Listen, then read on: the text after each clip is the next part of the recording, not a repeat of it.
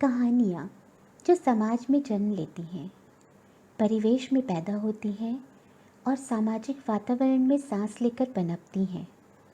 कहानियाँ जो समाज का दर्पण है, काल्पनिक होकर भी यथार्थ के कितने करीब है। जैसे कि क्या कल्पना, क्या वास्तविकता, सब एक दूसरे में पिरोकर कहानीकार कितनी सहजता से हमारे सामने प्रस्तुत कर देता है। बस ऐसे ही अचानक बरसों पहले पढ़ी इन कहानियों को दोबारा पढ़ने का और आप सबको सुनाने का मन किया। कहानियों के इस खूबसूरत सफ़र में मेरा साथ देंगे ना आप लोग? तो चलिए शुरू करते हैं हिंदी साहित्य के सर्वश्रेष्ठ कहानीकार मुंशी प्रेमचंद की कहानी पंच परमेश्वर से। जुम्मन शेख और अलगू चौधरी में गाढ़ी मित्रता थी। साझे में खेती होती थी, कुछ लेन देन में भी साझा था। एक को दूसरे पर अटल विश्वास था। जुम्मन जब हज करने गए थे तब अपना घर अलगू को सौंप गए थे और अलगू जब कभी बाहर जाते तो जुम्मन पर अपना घर छोड़ देते थे। उनमें न खान पान का व्यवहार था, न धर्म का नाता, केवल विचार मिलते थे। मित्रता का मूल मंत्र भी यही है। इस मित्रता का जन्म उसी समय हुआ जब दोनों मित्र बालक ही थे और जुम्मन के पूज्य पिता जुमराती उन्हें शिक्षा प्रदान करते थे। अलगू ने गुरुजी की बहुत सेवा की थी, खूब रकाबियाँ मांजी, खूब प्याले धोए। उनका हुक्का एक क्षण के लिए भी विश्राम न लेने पाता था, क्योंकि प्रत्येक चिल्लम अलगू को 8 घंटे तक किताबों से अलग कर देती थी। अलगू के पिता पुराने विचारों के मनुष्य थे। उन्हें शिक्षा की अपेक्षा गुरु की सेवा शुश्रूषा पर अधिक विश्वास था। वह कहते थे कि विद्या पढ़ने से नहीं आती है, जो कुछ होता है गुरु के आशीर्वाद से। बस गुरु जी की कृपा दृष्टि चाहिए। अतएव यदि अलगू पर जुमराती शेख के आशीर्वाद अथवा सत्संग का कुछ फल ना हुआ तो यह मानकर संतोष कर लेगा कि विद्योपार्जन में उसने यथाशक्ति कोई बात उठा नहीं रखी। विद्या उसके भाग्य में ही नहीं थी तो कैसे आती? मगर जुमराती शेख स्वयं आशीर्वाद के कायल न थे। उन्हें अपने सोटे पर अधिक भरोसा था और उसी सोटे के प्रताप से आज आसपास के गांवों में जुम्मन की पूजा होती थी। उनके लिखे हुए रहननामे या बैनामे पर कचहरी का मुहर्रिर भी कलम ना उठा सकता था। हल्के का डाकिया, कांस्टेबल और तहसील का चपरासी सब उनकी कृपा की आकांक्षा रखते थे। अतएव अलगू का मान उनके धन के कारण था, तो जुम्मन शेख अपनी अनमोल विद्या से ही सबके आदर पात्र बने थे। जुम्मन शेख की एक बूढ़ी खाला मौसी थी। उनके पास कुछ थोड़ी सी मिल्कियत थी, परंतु उसके निकट संबंधियों में कोई न था। जुम्मन ने लंबे चौड़े वादे करके वह मिल्कियत अपने नाम लिखवा ली थी। जब तक दान पत्र की रजिस्ट्री ना हुई थी तब तक खालाजान का खूब स्वागत सत्कार किया गया। उन्हें खूब स्वादिष्ट पदार्थ खिलाए गए, हलवे पुलाव की वर्षा सी की गई। पर रजिस्ट्री की मोहर ने इन खातिरदारियों पर भी मानो मोहर लगा दी। जुम्मन की पत्नी करीमन रोटियों के साथ कड़वी बातों के कुछ तेज तीखे सालन भी देने लगी। जुम्मन शेख भी निठुर हो गए। अब बेचारी खालाजान को प्रायः नित्य ही ऐसी बातें सुननी पड़ती थी। बुढ़िया न जाने कब तक जिएगी। 2-3 बीघे ऊसर क्या दे दिया, मानो मोल ले लिया है। बघारी दाल के बिना रोटियां नहीं उतरती। जितना रुपया इसके पेट में झोंक चुके उतने से तो अब तक गांव मोल ले लेते। कुछ दिन खालाजान ने सुना और सहा, पर जब ना सहा गया तब जुम्मन से शिकायत की। जुम्मन ने स्थानीय कर्मचारी गृहस्वामी के प्रबंध में दखल देना उचित न समझा। कुछ दिन तक और यूं ही रो धोकर काम चलता रहा।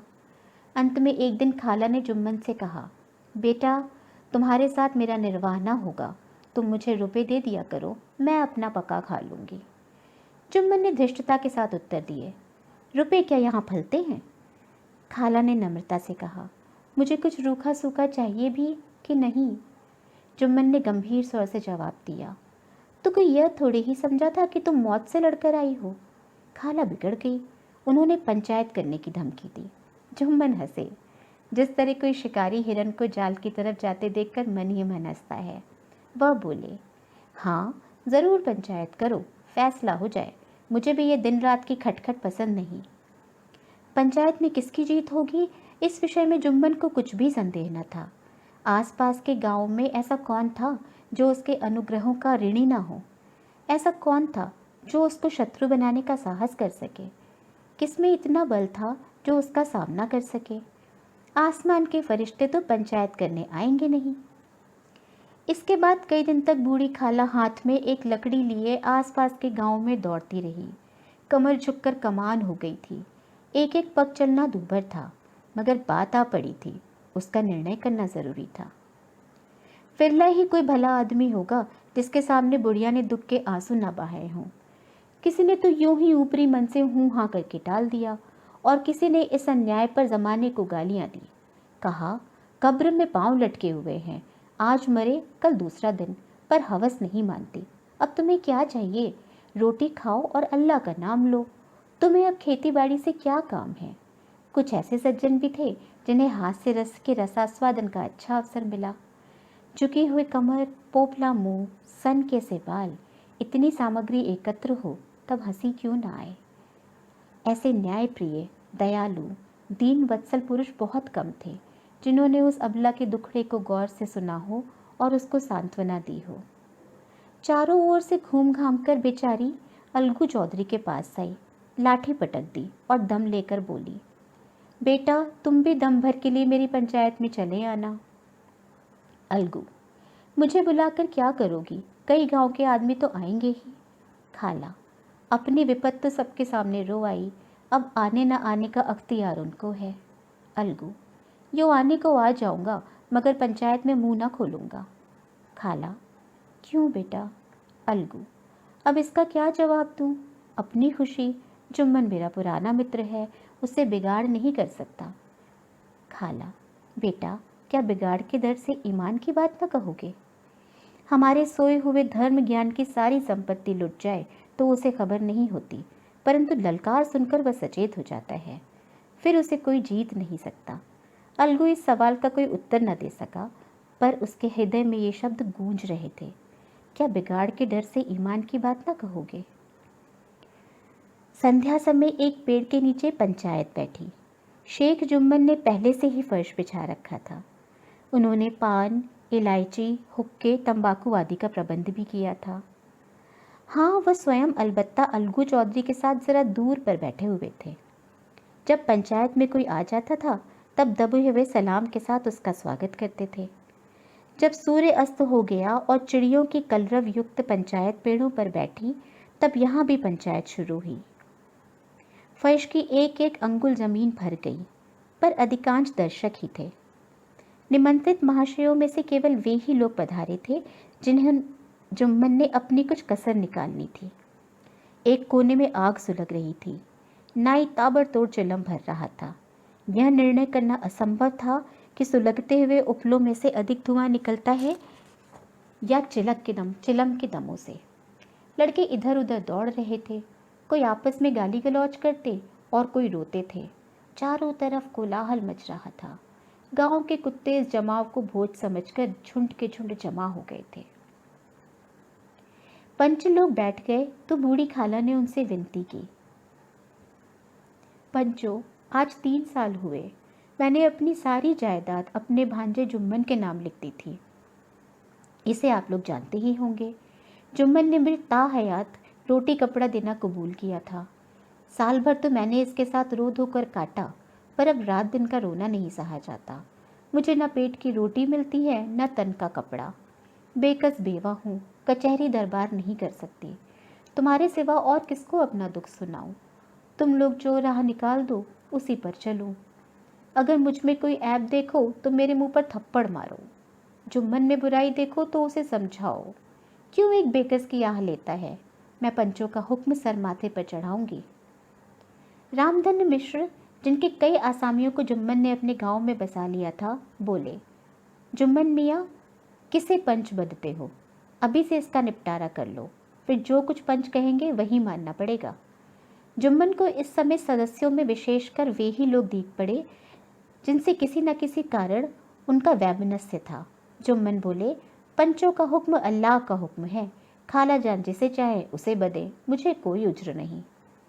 खाला ने चिल्लाकर कहा, अरे अल्लाह के बंदे, पंचों का नाम क्यों नहीं बता देता, कुछ मुझे भी तो मालूम हो।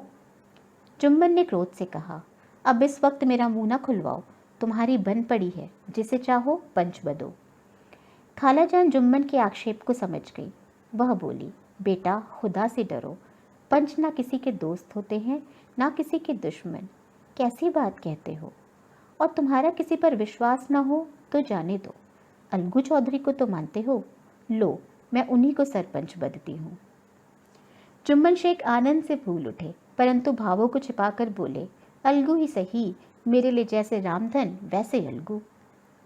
अलगू इस झमेले में फंसना नहीं चाहते थे। वे कन्नी काटने लगे, बोले, खाला तुम जानती हो कि मेरी जुम्मन से गाढ़ी दोस्ती है। खाला ने गंभीर स्वर में कहा, बेटा दोस्ती के लिए कोई अपना ईमान नहीं बेचता, पंच के दिल में खुदा बसता है, पंचों के मुंह से जो बात निकलती है वह खुदा की तरफ से निकलती है। अलगू चौधरी सरपंच हुए। रामधन मिश्र और जुम्मन के दूसरे विरोधियों ने बुढ़िया को मन में बहुत कोसा। अलगू चौधरी बोले, शेख जुम्मन, हम और तुम पुराने दोस्त हैं, जब काम पड़ा तुमने हमारी मदद की है और हम भी जो कुछ बन पड़ा तुम्हारी सेवा करते रहे हैं, मगर इस समय तुम और बूढ़ी खाला दोनों हमारी निगाह में बराबर हो, तुमको पंचों से जो कुछ अर्ज करनी हो करो। जुम्मन को पूरा विश्वास था कि अब बाजी मेरी है। अलगू यह सब दिखावे की बातें कर रहा है, अतएव शांत चित्त होकर बोले, पंचों 3 साल हुए खाला जान ने अपनी जायदाद मेरे नाम हिब्बा कर दी थी। मैंने उन्हें ता हयात खाना कपड़ा देना कबूल किया था। खुदा गवाह है, आज तक मैंने खाला जान को कोई तकलीफ नहीं दी। मैं उन्हें अपनी माँ के समान समझता हूँ, उनकी खिदमत करना मेरा फ़र्ज़ है। मगर औरतों में ज़रा अनबन रहती है, उसमें मेरा क्या बस है। खाला जान मुझसे महावर खर्च अलग मांगती है, जायदाद जितनी दी है वो पंचों से छिपी नहीं, उसमें इतना मुनाफा नहीं होता कि महावर खर्च दे सकूं। इसके अलावा हिबानामे में महावर खर्च का कोई जिक्र नहीं तो मैं भूलकर भी इस झमेले में ना पड़ता। बस मुझे यही कहना है, आइंदा पंचों का अख्तियार है, जो फैसला करे। अलगू चौधरी को हमेशा कचहरी से काम पड़ता था, अतएव वह पूरा कानूनी आदमी था। उसने जुम्मन से जिरह शुरू करी। एक एक प्रश्न जुम्मन के हृदय पर हथौड़े की चोट की तरह पड़ता था। रामधन मिश्र इन प्रश्नों पर मुग्ध हुए जाते थे। जुम्मन चकित थे कि अलगू को क्या हो गया। अभी यह अलगू मेरे साथ बैठा हुआ कैसी कैसी बातें कर रहा था, इतनी ही देर में ऐसी काया पलट हो गई कि मेरी जड़ खोदने पर तुला हुआ है। ना मालूम कब की कसरियाँ निकाल रहा है, क्या इतने दिनों की दोस्ती कुछ भी काम ना आवेगी। जुम्मन शेख तो इसी संकल्प विकल्प में पड़े हुए थे कि इतने में अलगू ने फैसला सुनाया। जुम्मन शेख, पंचों ने इस मामले पर विचार किया। उन्हें यह नीति संगत मालूम होता है कि खाला जान को महावर खर्च दिया जाए। हमारा विचार है कि खाला की जायदाद से इतना मुनाफा अवश्य होता है कि महावर खर्च दिया जा सके। बस यही हमारा फैसला है। अगर जुम्मन को खर्च देना मंजूर न हो तो हिबानामा रद्द समझा जाए। यह फैसला सुनते ही जुम्मन सन्नाटे में आ गए। जो अपना मित्र हो वह शत्रु का व्यवहार करे और गले पर छुरी फेंके, इसे समय के हेर फेर के सिवा और क्या कहें। जिस पर पूरा भरोसा हो उसने समय पड़ने पर धोखा दिया। ऐसे ही अवसरों पर झूठे सच्चे मित्रों की परीक्षा की जाती है। यही कलयुग की दोस्ती है। अगर लोग ऐसे कपटी धोखेबाज न होते तो देश में आपत्तियों का प्रकोप क्यों होता। ये हैजा, प्लेग आदि व्याधियां दुष्कर्मों के ही दंड हैं। मगर रामधन मिश्र और अन्य पंच अलगू चौधरी की इस नीति परायणता की प्रशंसा जी खोल कर रहे थे। वे कहते थे, इसका नाम पंचायत है, दूध का दूध और पानी का पानी कर दिया। दोस्ती दोस्ती की जगह है, किंतु धर्म का पालन करना मुख्य है। ऐसे ही सत्यवादियों के बल पर पृथ्वी ठहरी है, नहीं तो वह कब की रसातल को चली जाती। इस फैसले ने अलगू और जुम्मन की दोस्ती की जड़ हिला दी। अब वे साथ साथ बातें करते नहीं दिखाई देते। इतना पुराना मित्रता रूपी वृक्ष सत्य का एक झोंका भी न सह सका। सचमुच वह बालू की जमीन पर खड़ा था। उनमें अब शिष्टाचार का अधिक व्यवहार होने लगा। एक दूसरे की आवभगत ज्यादा करने लगे। वे मिलते जुलते थे, मगर उसी तरह जैसे तलवार से ढाल मिलती है। जुम्मन के चित्त में मित्र की कुटिलता आठों पहर ठहरा करती थी। उसे हर घड़ी यही चिंता रहती थी कि किसी तरह बदला लेने का अवसर मिले। अच्छे कामों की सिद्धि में बड़ी देर लगती है, पर बुरे कामों की सिद्धि में यह बात नहीं होती। जुम्मन को भी बदला लेने का अवसर जल्द ही मिल गया। पिछले साल अलगू चौधरी बटेसर से बैलों की एक बहुत अच्छी गोई मोल लाए थे। बैल पछाही जाति के सुंदर बड़े बड़े सींगों वाले थे। महीनों तक आसपास के गांव के लोग दर्शन करते रहे। दैवयोग से जुम्मन की पंचायत के 1 महीने के बाद इस जोड़ी का एक बैल मर गया। जुम्मन ने दोस्तों से कहा, यह दगाबाजी की सज़ा है। इंसान सब्र भले ही कर जाए, पर खुदा नेक बद सब देखता है। अलगू को संदेह हुआ कि जुम्मन ने बैल को विष दिया है। चौधराइन ने भी जुम्मन पर इस दुर्घटना का दोषारोपण किया। उसने कहा, जुम्मन ने कुछ कर करा दिया है। चौधराइन और करीमन में इस विषय पर एक दिन खूब वाद विवाद हुआ। दोनों देवियों ने शब्द बाहुल्य की नदी बहा दी। व्यंग्य, वक्रोक्ति, अन्योक्ति और उपमा आदि अलंकारों में बातें हुई। जुम्मन ने किसी तरह शांति स्थापित करी। उन्होंने अपनी पत्नी को डांट डपट कर समझा दिया। वह उसे इस रणभूमि से हटा भी ले गए। इधर अलगू चौधरी ने समझाने बुझाने का काम अपने तर्कपूर्ण सोटे में लिया। अब अकेला बैल किस काम का? उसका जोड़ बहुत ढूंढा गया, पर ना मिला। निदान यह सलाह ठहरी कि इसे बेच डालना चाहिए। गांव में एक समझू साहू थे। वह इक्का गाड़ी हाँकते थे। गांव के गुड़ घी लाद कर मंडी ले जाते, मंडी से तेल नमक भर लाते और गांव में बेचते। इस बैल पर उनका मन लहराया। उन्होंने सोचा, यह बैल हाथ लगे तो दिन भर में बेखटके 3 खेप हो। आजकल तो एक ही खेप में लाले पड़े रहते हैं। बैल देखा, गाड़ी में दौड़ाया, बाल भौरी की पहचान कराई, मोल तोल किया और उसे लाकर द्वार पर बांध ही दिया। 1 महीने में दाम चुकाने का वादा ठहरा। चौधरी को भी गरज थी ही, घाटे की परवाह न थी। समझू साहू ने नया बैल पाया तो लगे उसे रगेदने। वह दिन में 3-3, 4-4 खेपे करने लगे। न चारे की फिक्र की, न पानी की, बस खेपों से काम था। मंडी ले गए, वहाँ कुछ सूखा भूसा सामने डाल दिया। बेचारा जानवर अभी दम भी न लेने पाया था कि फिर जोत दिया। अलगू चौधरी के घर था तो चैन की बंशी बजती थी। बैलराम छठे छमाहे कभी बहली में जोते जाते थे। खूब उछलते कूदते और कोसों तक दौड़ते जाते थे। यहाँ बैलराम का रातिब था। साफ पानी, दली हुई अरहर की दाल और भूसे के साथ खली। और यही नहीं, कभी कभी घी का स्वाद भी चखने को मिल जाता था। शाम सवेरे एक आधी खरहरे करता, पोंछता और सहलाता था। कहाँ वह सुख चैन, कहाँ ये आठों पहर की खपत। महीने भर ही में वह पिस सा गया। इक्के का जुआ देखते ही उसका लहू सूख जाता था। एक एक पग चलना दूभर था। हड्डियां निकल आई थीं, पर था वह पानीदार, मार की बर्दाश्त न थी। एक दिन चौथी खेप में साहू जी ने दूना बोझ लादा। दिन भर का थका जानवर पैर न उठते थे, पर साहू जी ने कोड़े फटकारने लगे। बस फिर क्या था, बैल कलेजा तोड़ कर चला। कुछ दूर दौड़ा और चाहा कि ज़रा दम ले लूं, पर साहू जी को जल्द पहुंचने की फिक्र थी। उन्होंने कई कोड़े बड़ी निर्दयता से मारे। बैल ने एक बार फिर जोर लगाया, पर अब की बार शक्ति ने जवाब दे दिया। वह धरती पर गिर पड़ा और ऐसा गिरा कि फिर ना उठा। साहू जी ने बहुत पीटा, टांग पकड़कर खींचा, नथनों में लकड़ी ठूस दी, पर कहीं मृतक भी उठ सकता है। तब साहू जी को कुछ शक हुआ। उन्होंने बैल को गौर से देखा, खोल कर अलग किया और सोचने लगे कि गाड़ी कैसे घर पहुंचे। बहुत चीखे चिल्लाए, पर देहात का रास्ता बच्चों की आंख की तरह सांझ होते ही बंद हो जाता है। कोई नज़र न आया। आसपास कोई गांव भी न था।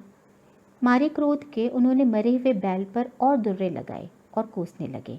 अब आगे तुझे मरना ही था तो घर पहुंचकर मरता। ससुरा बीच रास्ते में ही मर रहा, अब गाड़ी कौन खींचे। इस तरह साहू जी ने खूब चले भुने। कई बोरे गुड़ और कई पीपे घी उन्होंने बेचे थे। 200-250 रुपये कमर में बंधे थे। इसके सिवा गाड़ी पर कई बोरे नमक के थे। अतएव छोड़कर जा भी ना सकते थे। लाचार बेचारे गाड़ी पर ही लेट गए। वहीं रत जगा करने की ठान ली। चिलम पी, गाया, फिर हुक्का पिया। इस तरह साहू जी आधी रात तक नील को बहलाते रहे। अपनी जान में तो वो जागते ही रहे, पर पौ फटते ही जो नींद टूटी और कमर पर हाथ रखा तो थैली गायब। घबरा कर इधर उधर देखा तो कई कनस्तर तेल भी नदारद। अफसोस में बेचारे ने सर पीट लिया और पछाड़ खाने लगा। प्रातःकाल रोते बिलखते घर पहुंचे। सौवाइन ने जब यह बुरी सुनावनी सुनी तब पहले तो रोई, फिर अलगू चौधरी को गालियां देने लगी। निगोड़े ने ऐसा कुलच्छनी बैल दिया कि जन्म भर की कमाई लुट गई। इस घटना को हुए कई महीने बीत गए। अलगू जब अपने बैल के दाम मांगते तब साहू और सौवाइन दोनों ही चलाए हुए कुत्ते की तरह चढ़ बैठते और अंड शंट बैठने लगते। वाह, यहाँ तो सारे जन्म की कमाई लुट गई, सत्यानाश हो गया, इन्हें दामों की पड़ी है। मुर्दा बैल दिया था, उस पर दाम मांगने चले हैं। आंखों में धूल झोंक दी, सत्यानाशी बैल गले बांध दिया। हमें निरा पोंगा ही समझ लिया है। हम भी बनिए के बच्चे हैं, ऐसे बुद्धू कहीं और होंगे। पहले जाकर किसी गड्ढे में मुंह धोकर आओ, तब दाम लेना। न जी मानता हो तो हमारा बैल खोल ले जाओ, महीना भर के बदले में 2 महीना जोत लो, और क्या लोगे। चौधरी के अशुभ चिंतकों की कमी न थी। ऐसे अवसरों पर वे भी एकत्र हो जाते और साहू जी के बर्राने की पुष्टि करते। परंतु 150 रुपये से इस तरह हाथ धो लेना आसान न था। एक बार वह भी गर्म पड़े। साहू जी बिगड़कर लाठी ढूंढने घर में चले गए। अब सौवाइन ने मैदान लिया। प्रश्नोत्तर होते होते हाथापाई की नौबत आ गई। सौवाइन ने घर में घुसकर किवाड़ बंद किए। शोरगुल सुनकर गांव के भले मानस जमा हो गए। उन्होंने दोनों को समझाया, साहू जी को दिलासा देकर घर से निकाला। वह परामर्श देने लगे कि इस तरह से काम न चलेगा, पंचायत कर लो, जो कुछ तय हो जाए उसे स्वीकार कर लो। साहू जी राजी हो गए। अलगू ने भी हामी भर ली। पंचायत की तैयारियां होने लगीं। दोनों पक्षों ने अपने अपने दल बनाने शुरू किए। इसके बाद तीसरे दिन उसी वृक्ष के नीचे पंचायत बैठी। वही संध्या का समय था। खेतों में कौवे पंचायत कर रहे थे। विवादग्रस्त विषय था यह कि मटर की फलियों पर उसका कोई सत्व है या नहीं, और जब तक प्रश्न हल न हो जाए तब तक वे रखवाले की पुकार पर अपनी अप्रसन्नता प्रकट करना आवश्यक समझते थे। पेड़ की डालियों पर बैठी शुक मंडली में यह प्रश्न छिड़ा हुआ था कि मनुष्यों को उन्हें बेमुरव्वत कहने का क्या अधिकार है, जब उन्हें स्वयं अपने मित्रों से दगा करने में भी संकोच नहीं होता। पंचायत बैठ गई तो रामधन मिश्र ने कहा, अब देरी क्या है, पंचों का चुनाव हो जाना चाहिए।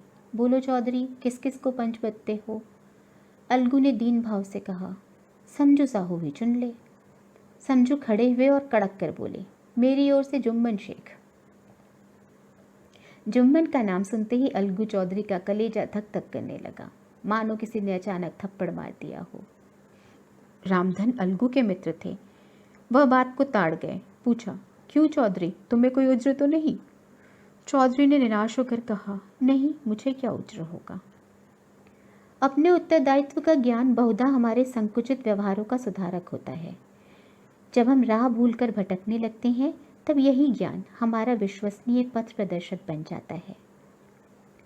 पत्र संपादक अपनी शांत कुटी में बैठा हुआ कितनी धृष्टता और स्वतंत्रता के साथ अपनी प्रबल लेखनी से मंत्रिमंडल पर आक्रमण करता है, परंतु ऐसे अवसर आते हैं जब वह स्वयं मंत्रिमंडल में सम्मिलित होता है।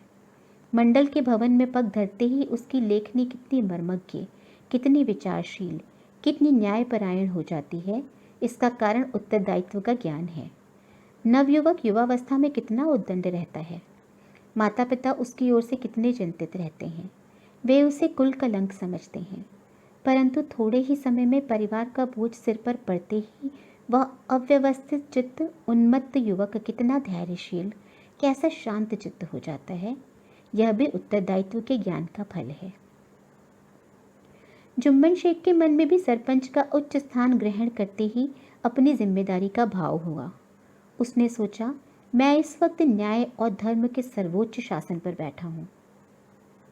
मेरे मुंह से इस समय जो कुछ निकलेगा वह देववाणी के सदृश है, और देववाणी में मेरे मनोविकारों का कदापि समावेश न होना चाहिए। मुझे सत्य से जौ भर भी टलना उचित नहीं। पंचों ने दोनों पक्षों से सवाल जवाब करने शुरू किए। बहुत देर तक दोनों दल अपने अपने पक्ष का समर्थन करते रहे। इस विषय में तो सब सहमत थे कि समझू को बैल का मूल्य देना चाहिए, परंतु दो महाशय इस कारण रियायत करना चाहते थे कि बैल के मर जाने से समझू को हानि हुई है। इसके प्रतिकूल दो सभ्य मूल के अतिरिक्त समझू को दंड भी देना चाहते थे, जिससे फिर किसी को पशुओं के साथ ऐसी निर्दयता करने का साहस ना हो। अंत में जुम्मन ने फैसला सुनाया, अलगू चौधरी और समझू साहू, पंचों ने तुम्हारे मामले पर अच्छी तरह विचार किया। समझू को उचित है कि बैल का पूरा दाम दे। जिस वक्त उन्होंने बैल लिया उसे कोई बीमारी न थी। अगर उसी समय दाम दे दिए जाते तो आज समझू उसे फेर लेने का आग्रह न करते। बैल की मृत्यु केवल इस कारण हुई कि उससे बड़ा कठिन परिश्रम लिया गया और उसके दाने चारे का कोई अच्छा प्रबंध न किया गया। रामधन मिश्र बोले, समझू ने बैल को जानबूझकर मारा है, अतएव उससे दंड लेना चाहिए। जुम्मन बोले, यह दूसरा सवाल है, हमको इससे कोई मतलब नहीं। झगड़ू साहू ने कहा, समझू के साथ कुछ रियायत होनी चाहिए। जुम्मन बोले, यह अलगू चौधरी की इच्छा पर निर्भर है, यह रियायत करे तो उसकी भलमनसी। अलगू चौधरी फूले न समाये, उठ खड़े हुए और जोर से बोले, पंच परमेश्वर की जय। इसके साथ ही चारों ओर से प्रतिध्वनि हुई, पंच परमेश्वर की जय। प्रत्येक मनुष्य जुम्मन की नीति को सराहता था। इसे कहते हैं न्याय। यह मनुष्य का काम नहीं, पंच में परमेश्वर वास करते हैं, यह उन्हीं की महिमा है। पंच के सामने खोटे को कौन खरा कह सकता है।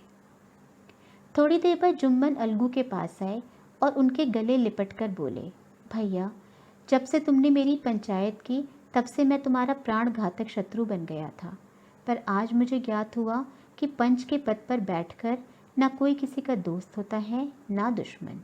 न्याय के सिवा उसे कुछ और नहीं सूझता। आज मुझे विश्वास हो गया है कि पंच की जुबान से खुदा बोलता है। अलगू रोने लगे। इस पानी से दोनों के दिलों का मैल धुल गया।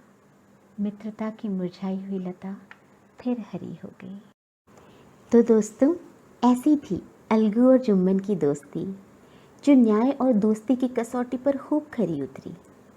न्याय के आसन की जिम्मेदारी ने दो दोस्तों की इस गहरी दोस्ती को तोड़ा भी और फिर से जोड़ा भी। ऐसा ही है कुछ सच्ची दोस्ती का नियम और तर्कसंगत न्यायपालिका का निज़ाम। इसी के साथ आज विदा लेती हूँ। कहानी तो शर्तिए अच्छी है। कहानी का प्रस्तुतिकरण कैसा लगा, कमेंट बॉक्स में कमेंट करके अपने विचार और सुझाव बताइएगा। कहानी को लाइक करिए और चैनल को सब्सक्राइब करके प्रोत्साहन करिए। फिर मिलूँगी मुंशी प्रेमचंद की अगली कहानी पूस की रात के साथ। तब तक अपना ख्याल रखें, खुश रहें, सुरक्षित रहें। धन्यवाद।